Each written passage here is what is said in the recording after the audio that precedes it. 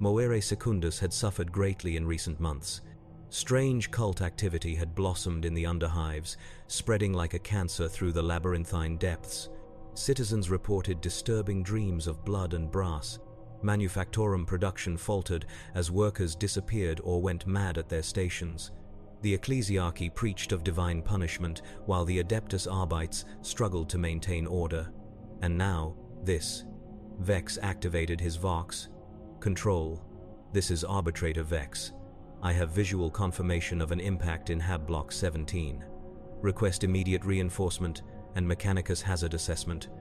The reply was thick with static. Negative. Arbitrator. All units are deployed to the southern districts. The cultists have launched a full-scale uprising. The governor has declared martial law and requested Astartes' intervention.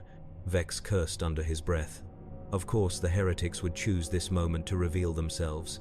Perhaps they had summoned whatever fell from the sky. He checked his bolt pistol and shock maul, steeling himself for what lay ahead. Control, I am proceeding to investigate the impact site. Negative. Arbitrator. Return to precinct, headquarters immediately. Vex ignored the command, holstering his magnoculars and mounting his Arbites pattern motorcycle. The machine roared to life, belching black promethium smoke as he gunned the engine and raced toward the impact zone. The Emperor demanded courage in the face of the unknown. Vex would not be found wanting. The streets grew more chaotic as he approached Hab Block 17.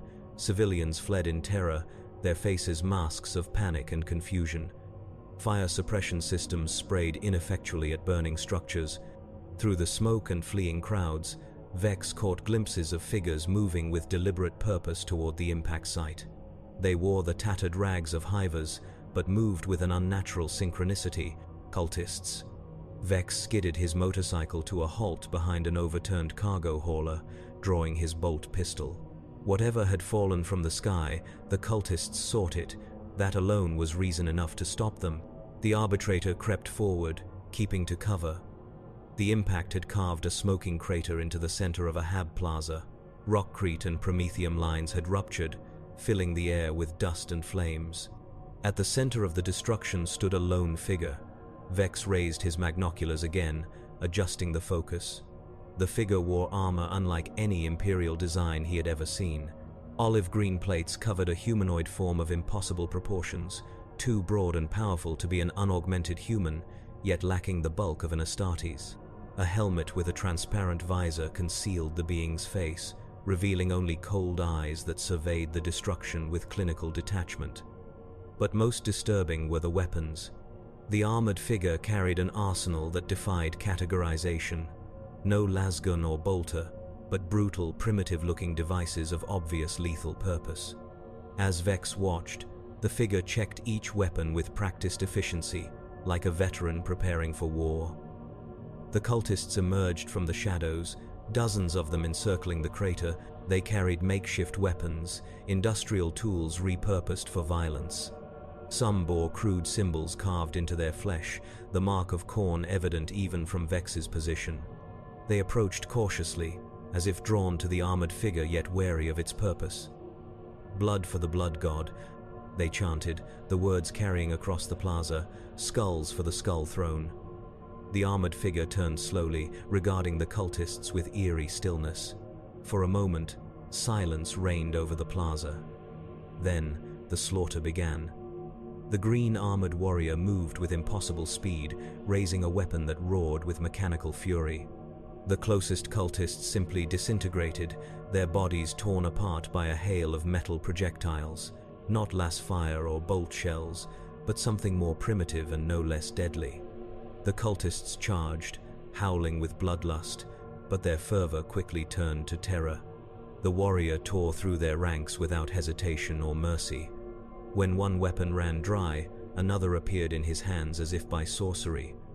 A blue-white energy beam cut through 3 cultists at once, reducing them to smoldering halves. A thunderous explosion turned another group into red mist and scattered limbs. Vex watched in horror and awe as a single warrior massacred over 30 cultists in less than a minute. No wasted movement, no hesitation, no mercy. Just methodical, practiced violence, executed with terrifying precision. When the last cultist fell, the plaza fell silent once more. The warrior stood among the carnage, seemingly unmoved by the destruction he had wrought. He knelt beside one of the cultists, examining the heretical markings carved into dead flesh. Something changed in his posture then, a subtle shift that Vex recognized from years of enforcing imperial law. Recognition, purpose, rage. The warrior stood and turned his gaze to the hive spire that dominated the skyline. Without a backward glance at the devastation, he began walking with singular purpose toward the heart of the hive city. Vex activated his vox again, hands trembling slightly. Control. This is Arbitrator Vex. The object from the tear in the sky was a warrior, a human or transhuman in unknown pattern armor. He just slaughtered 30 cultists without taking a single wound. He appears to be heading toward the central spire. The vox crackled. Arbitrator, return to headquarters immediately. The Inquisition has taken command of all Arbites forces. Vex felt his blood run cold. The Inquisition had arrived on Moer Secundus. The situation was worse than he had imagined. Repeat your last, Control. Inquisitor Malrek of the Ordo Malleus has declared Exterminatus Extremis contingency planning. All Imperial forces are to assist in containment protocols. Exterminatus, the ultimate sanction. Vex looked again at the armored figure, now distant but still visible, moving with implacable purpose toward the spire. Control, the warrior who emerged from the tear, he fought against the cultists. He killed them all. That changes nothing, Arbitrator. The Inquisitor has declared all non-Imperial entities hostile. Return to headquarters immediately. Vex hesitated, torn between duty and what he had witnessed. Finally, he remounted his motorcycle. Acknowledged, Control. Returning to base. As he rode through the burning streets, Vex could not shake the image of those cold eyes behind the visor, the mechanical precision of the warrior's movements. Emperor protect us, he thought. Emperor protect us all. Inquisitor Ezekiel Malrek stood before the hololithic display in the governor's strategium, his aged face illuminated by the glow of tactical projections. His black power armor, adorned with silver inquisitorial iconography, creaked softly as he leaned forward to study the spreading chaos consuming Moer Secundus. The incursion points are expanding, he said, his voice a dry rasp after decades of breathing the smoke of burning heretics. The cult uprising was mere beginning. They seek to open a full warp rift in the heart of the hive. Governor Albinus Vresh wrung his hands nervously. But your acolytes reported the ritual was disrupted. Inquisitor, the sacrificial chambers were found empty. Malrek fixed the governor with a withering stare. Because something else has arrived first. Something that has upset the delicate balance of this incursion. He gestured to a blinking rune on the display, tracking the path of destruction cutting through the underhive. Reports flooded in from terrified citizens and dying Arbites patrols. A lone warrior in green armor, wielding weapons of terrible destructive power, leaving nothing but corpses in his wake. This entity emerged from a localized warp tier, continued Malrek. Initial reports suggested a teleport signature, but the energy patterns are inconsistent with any known Imperial or Xenos technology. It moves with purpose, hunting cultists and destroying their ritual sites. Magos Explorator Riken, the senior tech priest assigned to Malrek's retinue, stepped forward. His mechanical limbs clicked and whirred as he interfaced directly with the hololithic projector. Most curious Inquisitor buzzed the Magos, his Vox synthesizer fluctuating with machine excitement. The entity's armor readings show no warp signature, yet its weapons discharge energy patterns inconsistent with known laws of physics. Some appear to be primitive solid projectile devices, while others harness energies our Auspex arrays cannot categorize. Could it be a lost Astartes? Asked the governor hopefully. Perhaps a space marine has come to our aid. No, replied Malrek firmly. I have consulted with the Deathwatch kill team in orbit. Brother Captain Thule confirms no Astartes operations are underway on Moer Secundus. Furthermore, the entity's proportions and combat doctrine match no known chapter. The Inquisitor manipulated the display, zooming in on grainy picked captures of the green armored figure. This is something else. Perhaps a warp entity in material form or some new weapon of the archenemy. But it fights against the cultists, protested the governor. Malrek's expression hardened. The great enemy often turns upon itself, Governor. Chaos is nothing if not capricious. Perhaps this entity serves a rival power. Perhaps it seeks the same prize as the cult, but for different masters. Regardless, it represents an unknown variable in an already volatile equation. He turned to the Magos. Continue tracking the entity. I want all data transmitted to the Deathwatch vessel in orbit. As you command, Inquisitor, clicked the tech priest. Malrek faced the governor once more. I am authorizing the deployment of the Deathwatch kill team to intercept and neutralize this entity. If it cannot be contained, we must be prepared for more drastic measures. The governor blanched. Surely exterminatus is not necessary, Inquisitor. Moer Secundus is vital to the subsector's production quotas. The loss of one world is preferable to the damnation of an entire system, said Malrek coldly. Pray that the Deathwatch succeeds in their mission, Governor. For all our sakes. As if summoned by his words, a towering figure in midnight black power armor entered the strategium. Brother Captain Thule of the Deathwatch stood 2.5 meters tall, his Astartes physiology enhanced further by his tactical dreadnought armor. The distinctive silver pauldron of the Deathwatch gleamed in stark contrast to the matte black ceramite covering the rest of his massive form. Inquisitor, rumbled Thule, his voice deep and resonant. My kill team stands ready. We have studied the entity's combat patterns and prepared appropriate countermeasures. Malrek nodded. Excellent, Brother Captain. This entity has demonstrated exceptional combat prowess. It has slain over 100 cultists and destroyed 3 ritual sites in the span of a few hours. Approach with caution. The Emperor's finest do not. No fear, Inquisitor, replied Thule. We shall capture this entity for your interrogation, or destroy it trying. The Emperor protects, intoned Malrek. The Emperor protects, echoed the Deathwatch captain before turning to depart, his heavy footfalls echoing through the strategium. When the Space Marine had gone, Malrek returned his attention to the tactical display. The green rune representing the entity continued its inexorable progress through the hive, leaving destruction in its wake. You still have not explained why you believe this entity to be hostile, said the governor, summoning a measure of courage. By all accounts, it fights against the enemies of the Imperium. Malrek's thin lips curved into a cold smile. Because, Governor, my acolytes recovered this. He produced a data slate and activated it, revealing a picked capture taken from a security cogitator in the lower hive. The image showed the green armored figure standing over the broken bodies of cultists. But it was not the carnage that drew the eye. It was the symbol emblazoned on the warrior's armor, partially visible on his shoulder. A stylized icon that, to the untrained eye, might seem innocuous.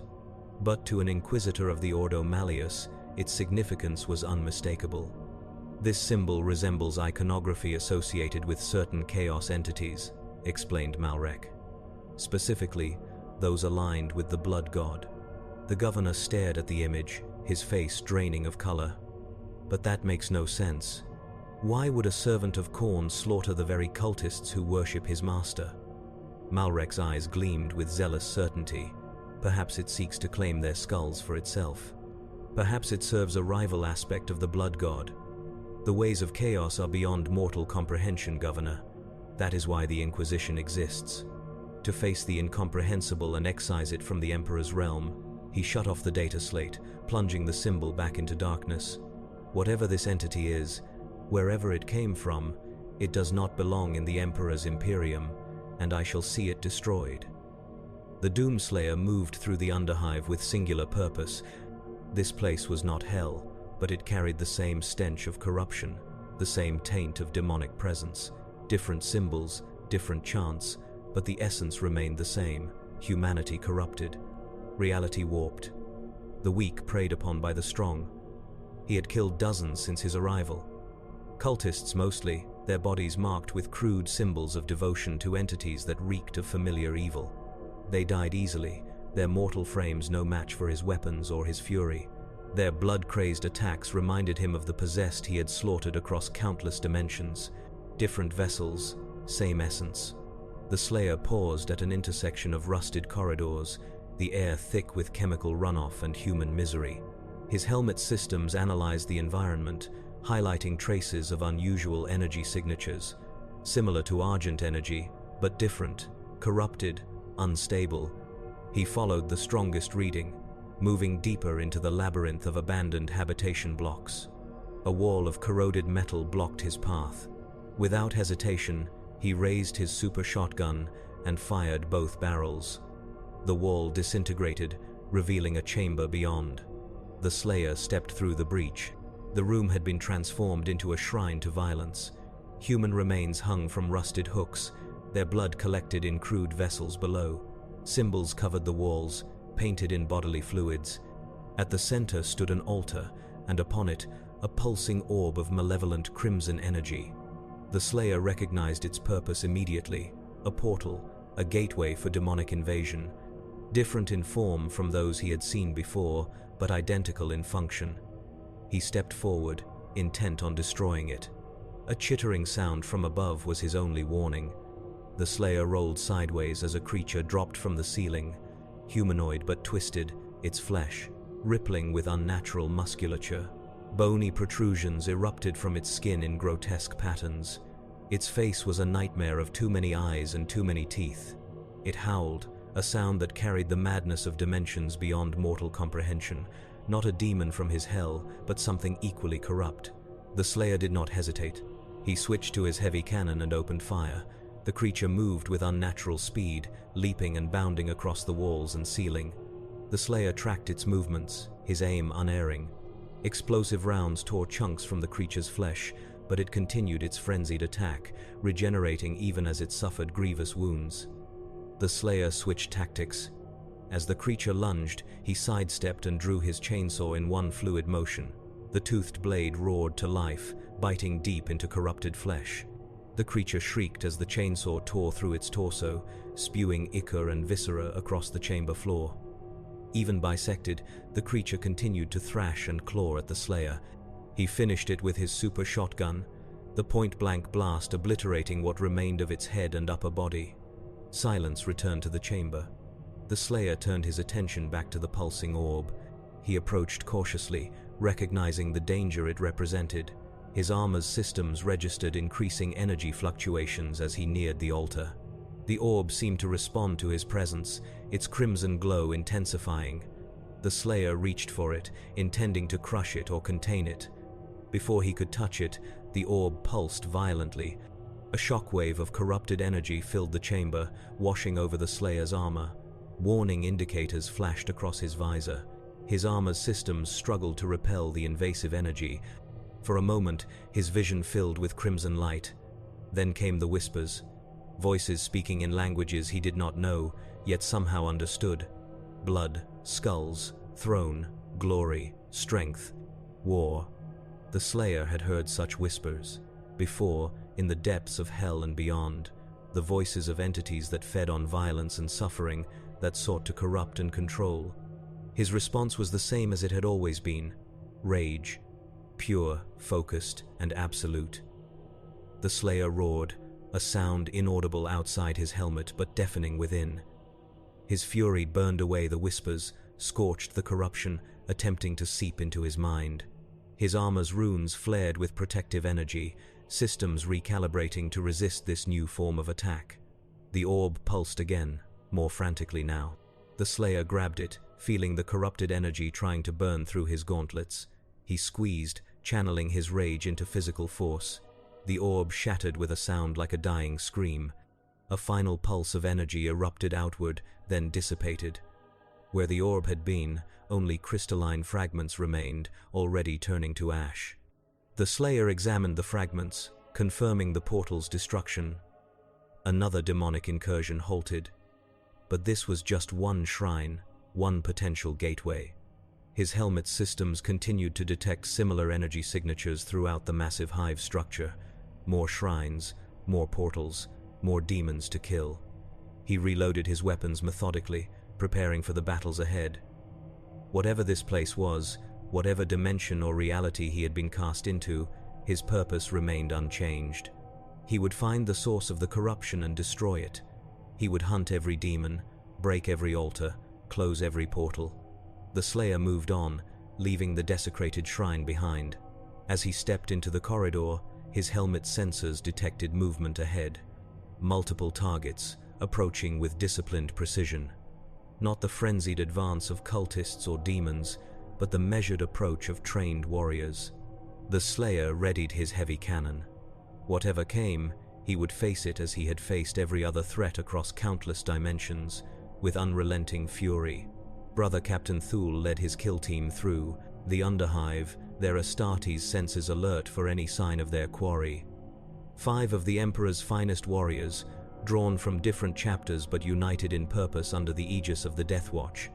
Each was a veteran of countless campaigns, selected for their expertise in combating Xenos and warp entities. Energy signatures consistent with the target detected ahead, reported Brother Sebastian, the kill team's tech marine. His armor's sensors, enhanced by Mechanicus implants and blessings, probed the darkness beyond their position. Multiple deceased humanoids present, signs of extreme trauma consistent with previous encounter sites. Tool signaled for the kill team to advance with caution. They moved through the ruined corridor in perfect formation, bolters ready. The stench of death grew stronger as they approached the site of the latest slaughter. "Throne preserve us," muttered Brother Castiel, the Blood Angel's assault marine, as they entered a chamber of carnage. Cultists lay strewn across the floor, their bodies torn apart by weapons of terrible power. Blood and viscera painted the walls in grotesque patterns. "Control your emotions, brother," warned Thule. "Remember your training." Castiel nodded, the red thirst that plagued his chapter momentarily stirred by the sight and smell of so much blood. He mastered it quickly, centering himself through practiced mental discipline. "Inquisitor Malrek was correct," said Brother Varon, the ultramarine tactical specialist. "The entity hunts cultists with extreme prejudice. And with extreme prejudice shall we hunt it," replied Toole grimly. "Brother Sebastian, can you determine its direction?" The tech marine consulted his Auspex array once more. "The trail leads deeper into the Underhive, Brother Captain, toward an area of unusual energy fluctuations." "The primary cult ritual site," said Brother Craven, the Raven Guard recon specialist. His voice was a whisper, barely audible even to Astartes' hearing. "Malrek's acolytes reported significant warp activity in that sector." Toole considered this information. "The entity may be attempting to disrupt the cult's activities, but that does not make it an ally. Inquisitor Malrek has declared it Xenos or warp-tainted. Our orders are clear. Capture if possible, destroy if necessary," recited Brother Varon. "We must assume the entity is as dangerous as reports suggest," continued Thule. "It has slain hundreds of cultists and at least one lesser daemon without apparent injury. Standard engagement protocols will be followed. Brother Gorgon, you will lead with suppressive fire. Brothers Castiel and Craven will flank, while Brothers Sebastian and Varon support my frontal assault." Brother Gorgon, the Iron Hand's heavy weapons specialist, checked his heavy bolter with reverent precision. "The weakness of the flesh is death, but the strength of the machine is eternal," he intoned, reciting his chapter's mantra as his augmetic fingers caressed the weapon's activation rites. "The Emperor protects," said Thule, completing the ritual words before battle. "The Emperor protects," echoed his battle brothers. The kill team advanced through the Underhive, following the trail of destruction left by their quarry. The path led them through abandoned factorum blocks, past the ruins of worker habitats, and into areas so degraded that even the hardy Underhive gangs avoided them. "Energy spike ahead," reported Sebastian suddenly, consistent with weapons discharge. Before Thule could respond, the wall beside them exploded outward in a shower of rockcrete and metal. Through the dust and debris emerged a twisted figure, its form reminiscent of a human but corrupted beyond recognition. A daemon, or a human, so warped by chaos as to be indistinguishable from one. It screeched as it caught sight of the kill team, revealing rows of needle-like teeth, but the sound cut short as a green armored figure burst through the opening behind it. The entity, their quarry, grabbed the daemon by its elongated neck and slammed it into the ground with bone-crushing force. For a brief moment, the Death Watch and the Slayer regarded each other across the broken body of the daemon. 5 towering transhuman warriors in midnight black power armor faced a single figure in olive green plate. The moment stretched, pregnant with possibility. Then Brother Gorgon opened fire. The heavy bolter roared, filling the corridor with mass reactive shells. The Slayer moved with incredible speed, rolling aside as the deadly projectiles tore through the space he had occupied a split second before.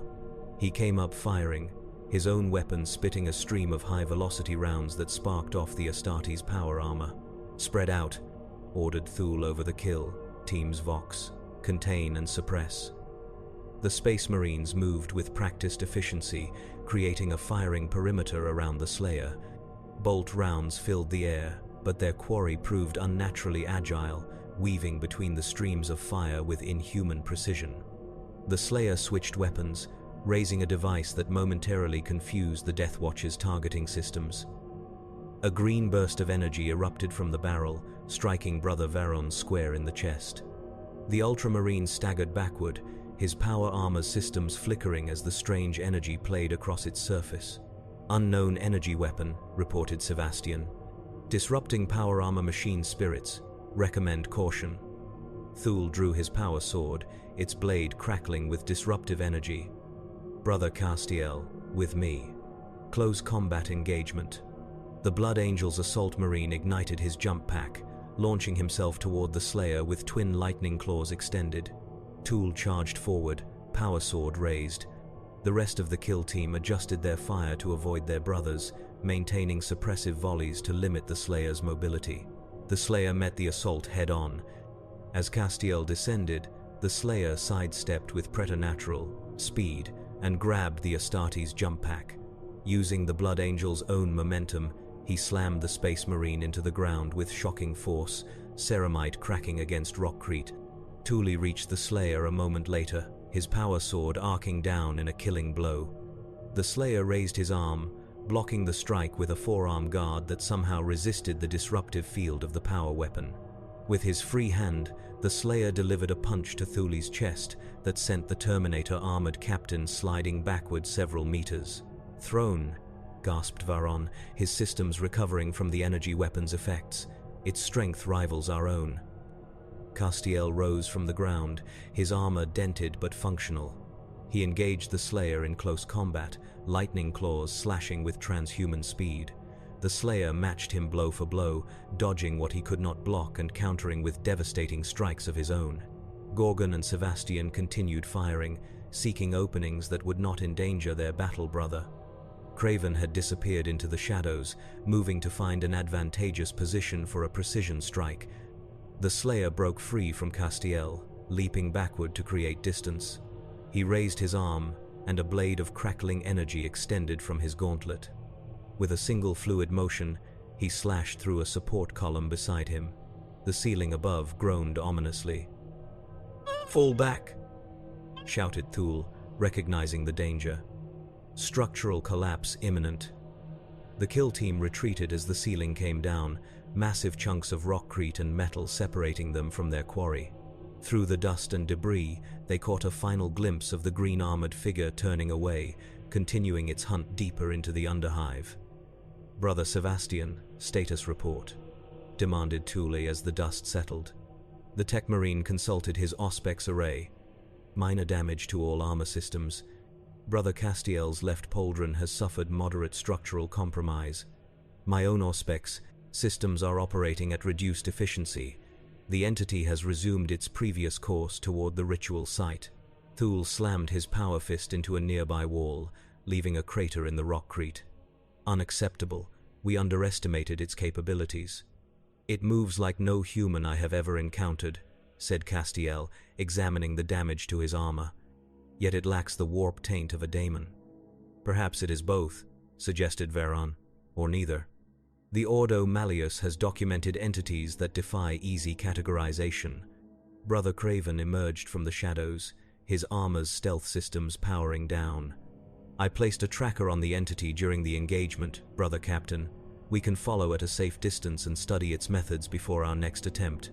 Thule nodded approvingly. "Well done, Brother Craven. We shall observe and plan. The entity's combat doctrine is unlike anything in our tactical databases. It fights with a fury that rivals the Blood Angel's rage, yet maintains precision that would impress an ultramarine. And its arsenal, added Sebastian, includes weapons that appear primitive yet deliver energy signatures consistent with advanced archaeotech. Whatever it is, said Thule, the Emperor demands its destruction. Reload and perform rites of repair.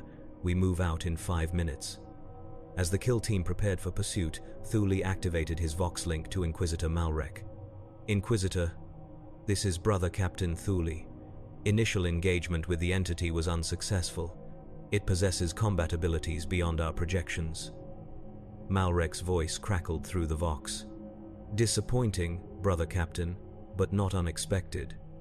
The entity continues to defy categorization. My acolytes report increased warp activity throughout the hive. The cult's ritual approaches completion despite the entity's interference. We will not fail a second time, Inquisitor. See that you don't, Brother Captain.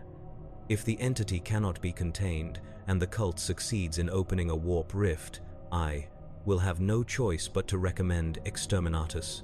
Malrek out. Thule closed the Vox link, his expression grim behind his helmet. The stakes had been raised. Not just the life of one world, but potentially an entire subsector hung in the balance. The kill team would not fail again. Brothers, he addressed his team, the Inquisitor has authorized maximum force. Our next engagement will be decisive. The Space Marines nodded in solemn understanding. They would capture or kill the green-armored entity, or die in the attempt. Such was their duty as the Emperor's finest. In the heart of the Underhive, far from the precincts of Imperial authority, a different sort of power held sway. The cult of the Blood God had transformed an abandoned Prometheum refinery into a temple of slaughter. The great processing vats now held the blood of sacrifices rather than fuel. The control cogitators chanted blasphemous litanies rather than production directives. The air itself seemed to pulse with malevolent anticipation. Lord Carrick, once a mid-level administratum official, now the exalted champion of Khorne on Moer Secundus, surveyed his domain with satisfaction. His transformation was nearly complete.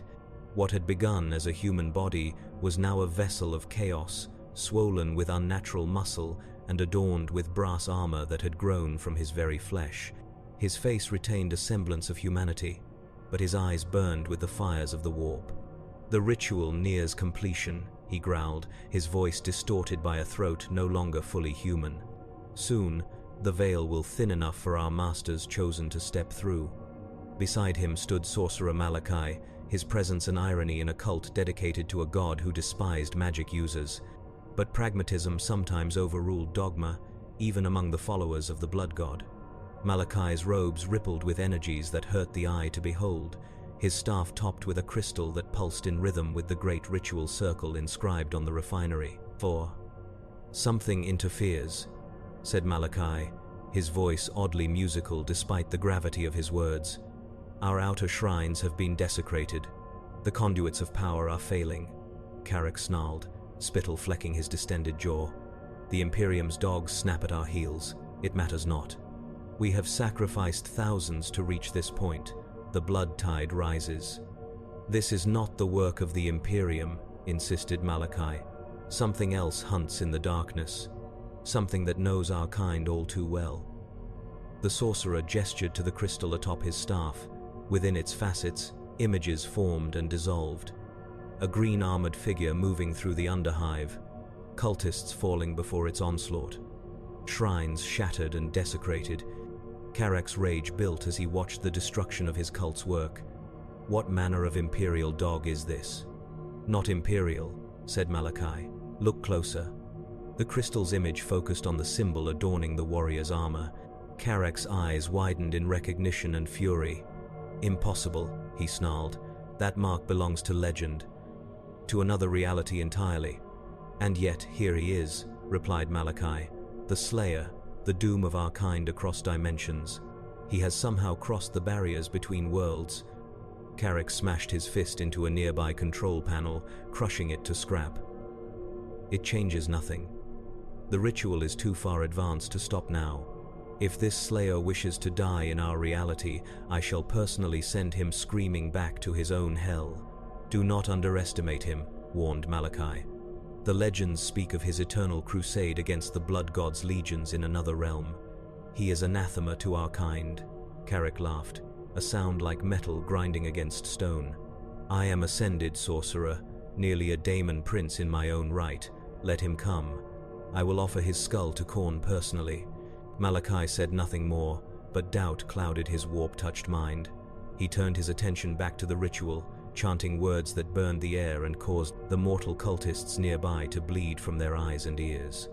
The great circle on the refinery floor began to glow with baleful crimson light, and the vats of blood bubbled and churned without heat.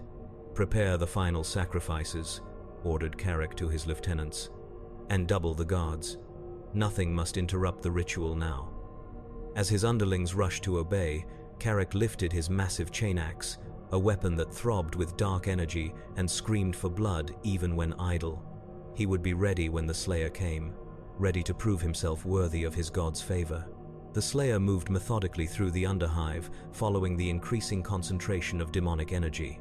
His armor's systems had adapted to this reality's particular form of corruption, recalibrating to track the sources with greater precision. Each shrine he destroyed weakened the overall pattern, but the central nexus remained active, growing stronger even as its outlying conduits were severed. His encounter with the black-armored warriors had been informative. They were not demons, but enhanced humans similar to the Night Sentinels he had fought alongside in another life. Their weapons were powerful, their armor resilient, and their tactics disciplined. They had mistaken him for an enemy, which suggested this reality's defenders were unable to distinguish between corrupted and uncorrupted forces. It made no difference to his mission. He would destroy the demonic incursion with or without their aid. If they stood in his way, they would fall like any other obstacle. The Slayer paused at a junction, his sensors detecting movement ahead. Different from the frenzied advance of cultists or the disciplined approach of the black-armored warriors, something lurked in the shadows, watching him with predatory intent. He raised his heavy cannon, tracking the movement. A flash of motion, too quick for ordinary human perception. The Slayer fired, explosive rounds detonating against the far wall as the target dodged with inhuman speed. A figure dropped from the ceiling behind him. The Slayer spun, switching to his super shotgun in mid-turn. The assailant was humanoid but wrong, its proportions distorted by mutation. Bony ridges protruded from reddish skin, and its face was a nightmare of misplaced features. It wielded twin blades that glowed with unnatural energy. The daemon struck with blinding speed, its blades seeking gaps in the Slayer's armor. He blocked with his forearm, sparks flying as daemonic steel met Praetor suit plating. His counterattack was a thunderous blast from the super shotgun, catching the creature point-blank in its distorted chest. The daemon flew backward, ichor spraying from its wound, but it recovered mid-air, flipping to land on its feet with unnatural agility. The chest wound was already closing, corrupted flesh knitting together before the Slayer's eyes.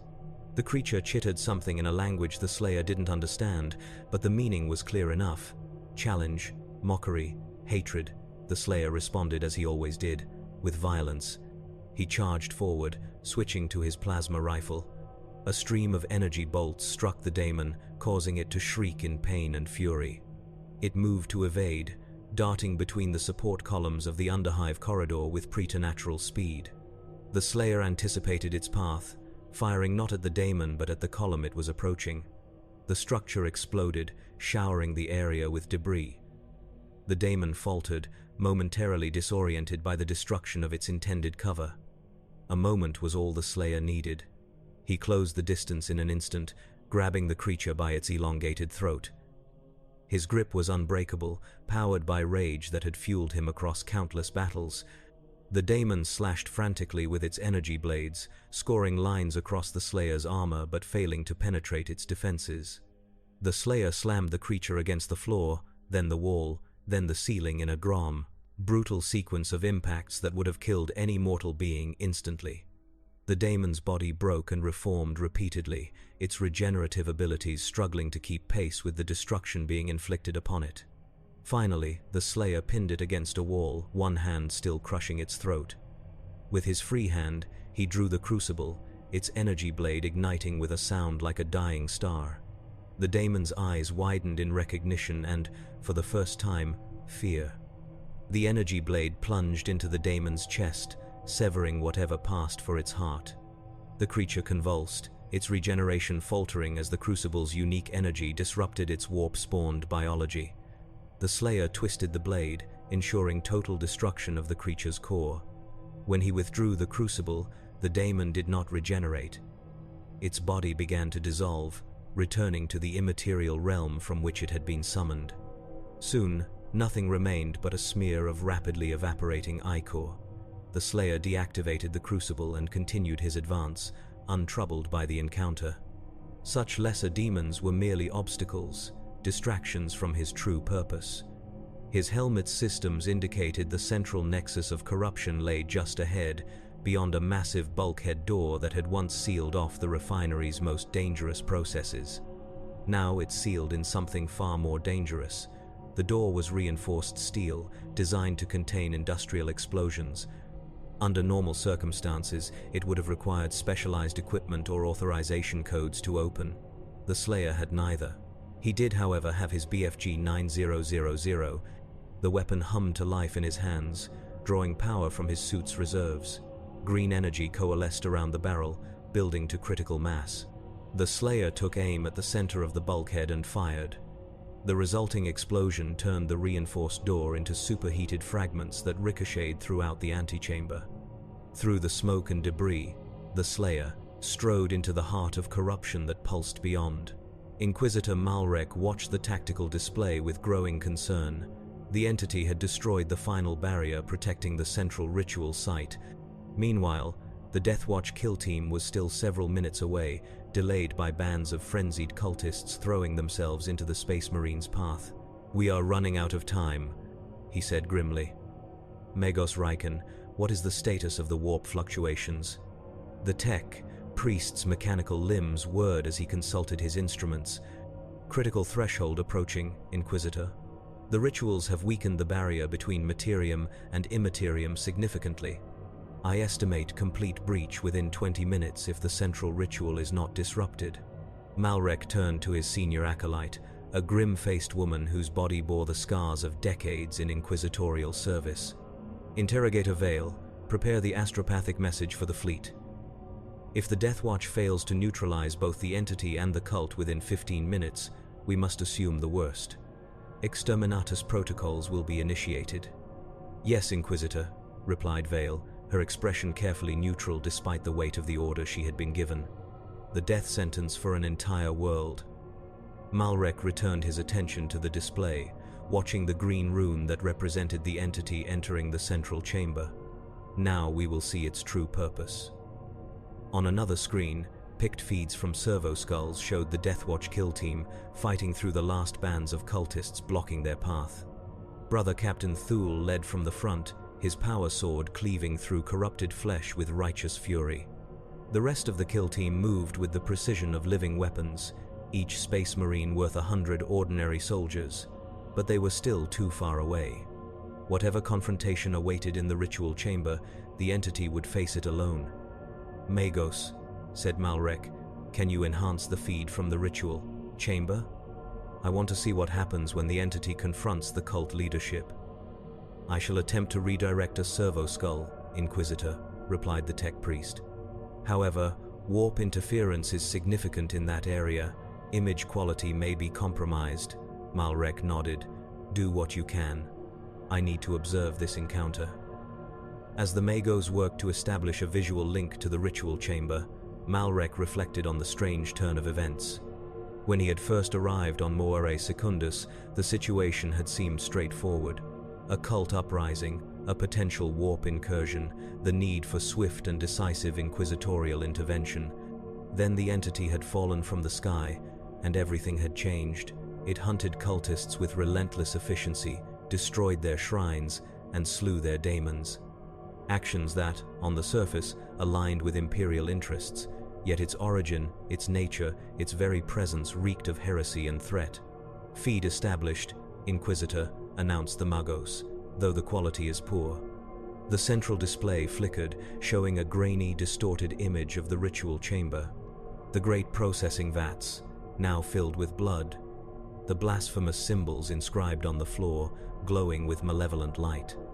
The cultists arranged in concentric circles around the central altar, where a figure twice the size of a normal human stood with arms outstretched. And entering the chamber, the green armored entity, weapons ready.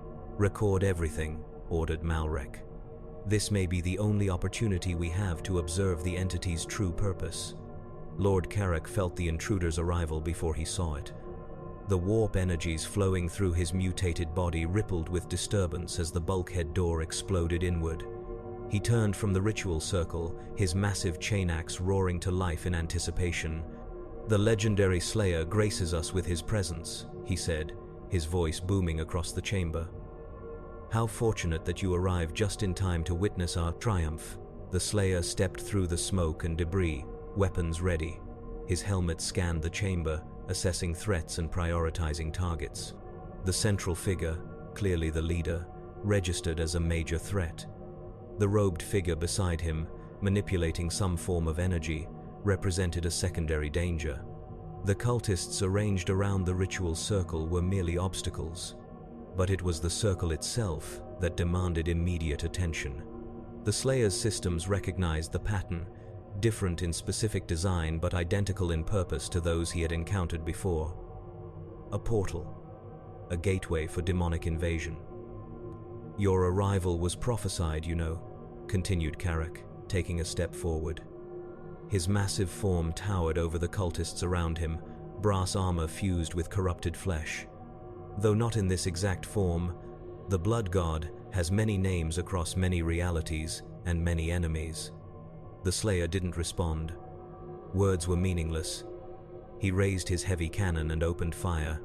Explosive rounds streaked toward Carrick, but the champion of Khorne moved with surprising speed for his size. He dodged sideways, the shells detonating against the machinery behind him. With a roar that shook the chamber, Carrick charged forward, chain axe held high. The Slayer met the charge head-on, switching to his super shotgun. The blast caught Carrick in the chest, staggering him momentarily, but the champion's unnatural resilience allowed him to shrug off damage that would have torn a normal human apart. "I feel your rage, Slayer," laughed Carrick, swinging his chain axe in a horizontal arc. "It is pure, worthy of Khorne himself. Why do you resist? Your skull would have a place of honor on the Blood God's throne." The Slayer ducked under the swing, the chain axe passing close enough to graze his helmet.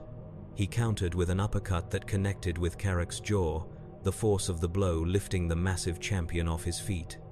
Carrick crashed into one of the blood-filled vats, causing crimson liquid to slosh over the sides. He rose quickly, spitting out a broken fang. Impressive strength, but futile. While the Slayer engaged Carrick, the cultists continued their ritual, their chanting growing more frenzied as the circle's glow intensified. Sorcerer Malachi directed their efforts, his staff pulsing with corrupted energy as he wove complex patterns in the air. The Slayer noted the escalating ritual from his peripheral vision. Time was running short. He needed to end this quickly. He fired his ballista, the high-powered bolt striking Carrick in the shoulder. The projectile penetrated the brass armor, causing the champion to howl in pain and rage. Before Carrick could recover, the Slayer was upon him, delivering a series of devastating blows that drove the corrupted leader backward. Carrick countered with a sweeping kick that caught the Slayer off guard, sending him sliding across the chamber floor. The champion followed up with a downward strike of his chain axe, aiming to split the Slayer in two. The Slayer rolled aside at the last moment, the chain axe embedding itself in the floor where he had been an instant before. As Carrick struggled to free his weapon, the Slayer switched to his plasma rifle and fired a continuous stream at the ritual circle. Energy bolts struck the glowing symbols, disrupting their pattern. Cultists caught in the barrage died instantly, their bodies reduced to ash. Malachi screamed in frustration, redirecting his staff's power to shield the central portion of the ritual. "Kill him!" The sorcerer shrieked to Carrick. "The ritual cannot be interrupted now." Carrick abandoned his embedded chain axe and charged the Slayer again, his massive fists wreathed in warp fire. The two warriors collided in a thunderous impact, trading blows that would have shattered ordinary combatants. The champion's mutated physiology granted him incredible strength and resilience, allowing him to absorb punishment that would have felled even an Astartes. But the Slayer matched him blow for blow, driven by rage that had fueled an eternal crusade across dimensions. As they fought, the ritual reached its crescendo. The blood in the vats began to boil without heat. The air above the central circle tore open, revealing a swirling vortex of crimson and black energies. Demonic whispers filled the chamber, growing louder with each passing second. The Slayer knew he had to end this now. As Carrick launched another attack, the Slayer sidestepped and grabbed the champion's outstretched arm. Using his opponent's momentum against him, he executed a perfect throw that sent Carrick crashing into the central altar. The impact disrupted Malachi's concentration, causing his protective weaving to falter. The Slayer seized the opportunity, drawing the crucible once more. Its energy blade ignited just as Carrick was regaining his feet. With preternatural speed, the Slayer closed the distance and thrust the blade through Carrick's chest. The champion's eyes widened in shock and disbelief as the energy weapon pierced his corrupted heart. He tried to speak, to curse or defy, but blood filled his throat. The Slayer withdrew the blade and, in one fluid motion, severed Carrick's head from his shoulders. The champion's body collapsed, twitching as warp energies dissipated from the cooling flesh. "Impossible," gasped Malachi, backing away as the Slayer turned toward him. The ritual was perfect, the blood price paid. The sorcerer raised his staff, channeling what power remained into a desperate attack. A bolt of crimson lightning struck the Slayer, enveloping him in coruscating energy. Warning indicators flashed across his visor as his armor's systems struggled to repel the assault. But the Slayer had endured worse, much worse. He advanced through the energy storm, each step deliberate and unstoppable. Malachi's eyes widened in terror as he realized his most powerful attack was merely slowing his enemy, not stopping him. The sorcerer turned to flee, but there was nowhere to go. The Slayer raised his plasma rifle and fired a single, precise shot. The energy bolt struck Malachi's staff, causing it to explode in a shower of crystalline fragments. The feedback surged through the sorcerer's body, immolating him from within. His final scream was cut short as he collapsed into ash. With the cult leadership destroyed, the Slayer turned his attention to the ritual itself. The tear in reality was still growing, the demonic whispers becoming roars of anticipation. The remaining cultists continued their chanting, too far gone in religious ecstasy to register the death of their leaders. The Slayer knew what had to be done. He had closed portals before, in many different realities. The methods varied, but the principle remained the same. Disrupt the energy flow, destroy the anchoring symbols, eliminate the living conduits. He switched to his chain gun, its barrels beginning to spin. Lead filled the air as he methodically eliminated the remaining cultists, breaking the human chain that helped power the ritual. As they fell, the tier's expansion slowed, but did not stop. Next, he targeted the blood vats, his explosive rounds rupturing the containers and spilling their contents across the chamber floor. The unnatural boiling ceased as the corrupted blood lost its connection to the ritual circle. Still, the tier remained, now pulsing erratically as it struggled to stabilize. Beyond its swirling energies, the Slayer could sense something massive stirring, preparing to cross over, something ancient and powerful, a greater daemon perhaps, or something worse. There was one option left, the BFG 9000, the weapon of last resort. The Slayer raised the massive gun, its systems interfacing with his armor to draw the necessary power. The weapon hummed as it charged, green energy coalescing around its barrel once more. He took aim at the center of the tier and waited for the charge to reach maximum capacity. Just as he was about to fire, a new presence entered the chamber. The black-armored warriors had arrived, weapons trained on the Slayer's back. "Hold your fire," ordered Brother Captain Thule, taking in the scene before him. The dead cultists, the destroyed ritual components, the fluctuating tier in reality that still threatened to disgorge demonic entities into real space. The kill team spread out, covering the Slayer from multiple angles while maintaining a safe distance. They had witnessed the aftermath of his combat prowess and were not eager to engage him again without clear advantage. "The entity appears to be attempting to close the warp rift," reported Brother Sebastian, his sensors analyzing the BFG's energy signature. "The weapon it wields contains power comparable to a small starship's main gun." Thule hesitated, torn between his orders to neutralize the entity and the obvious fact that it was fighting against the very forces the Death Watch had been sent to combat. In that moment of indecision, the Slayer made the choice irrelevant. He fired the BFG.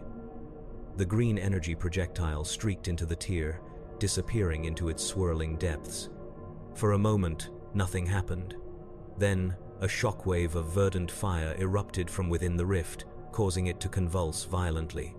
The demonic roars beyond turned to screams of pain and rage. The tier began to collapse, its edges drawn inward as the BFG's energy sphere detonated in whatever approximation of reality existed on the other side. The backlash of energy washed over the chamber, forcing even the Astartes to brace themselves against its force. When the energy dissipated, the tear was gone. Reality had reasserted itself, though the residual corruption would linger for decades. The immediate threat, however, had been neutralized. The Slayer lowered the BFG, its power cells temporarily depleted. He turned to face the Death Watch kill team, weapons still trained on him. The standoff stretched for several heartbeats, neither side willing to make the first move. Finally, Brother Captain Thule lowered his bolter slightly.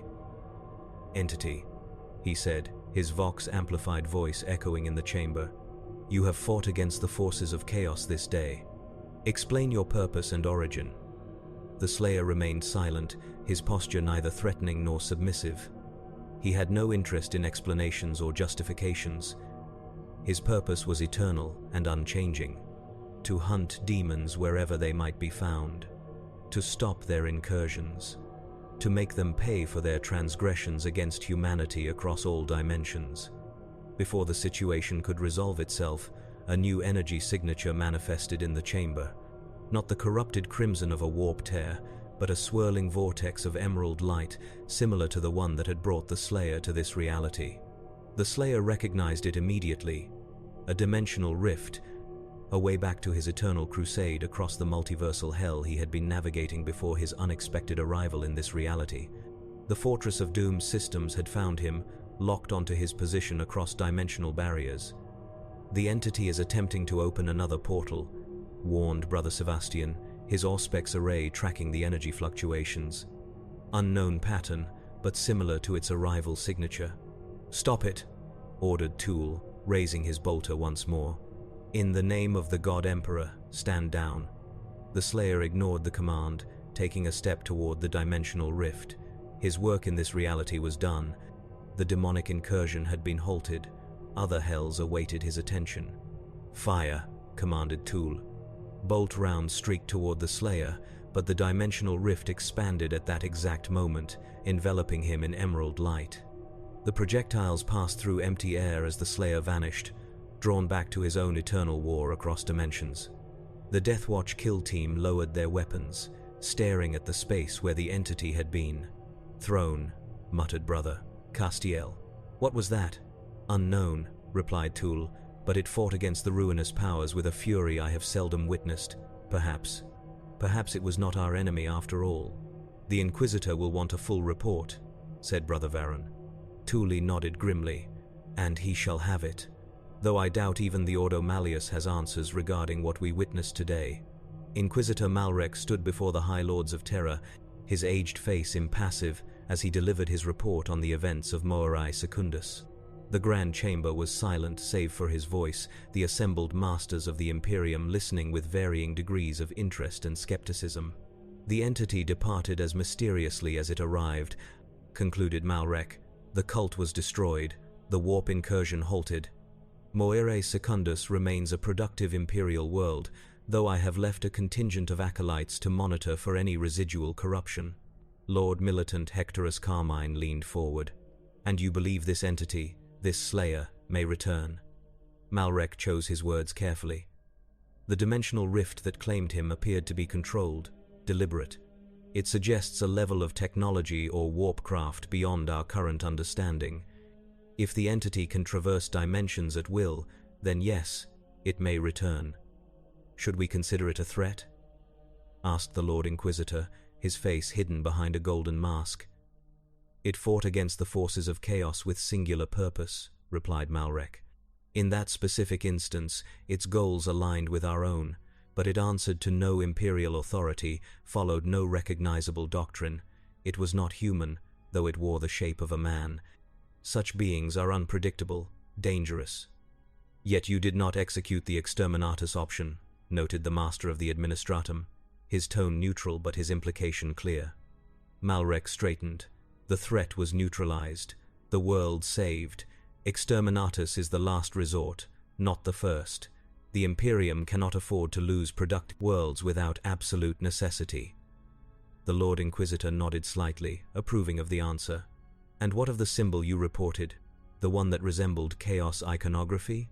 Further research suggests it was not a chaos symbol at all, said Malrek. My initial assessment was in error. The Ordo Malleus archives contain obscure references to similar iconography from pre-imperial times.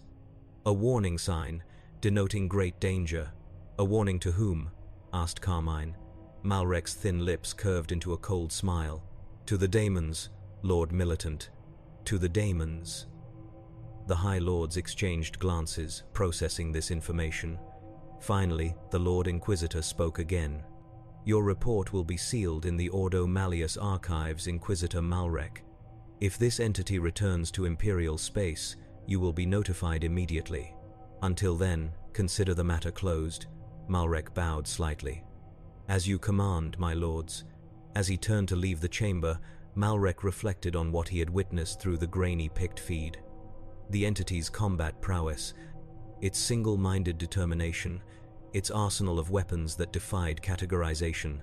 In all his centuries of service to the Imperium, hunting the enemies of mankind across 1,000 worlds, Malrek had never encountered anything quite like the Slayer.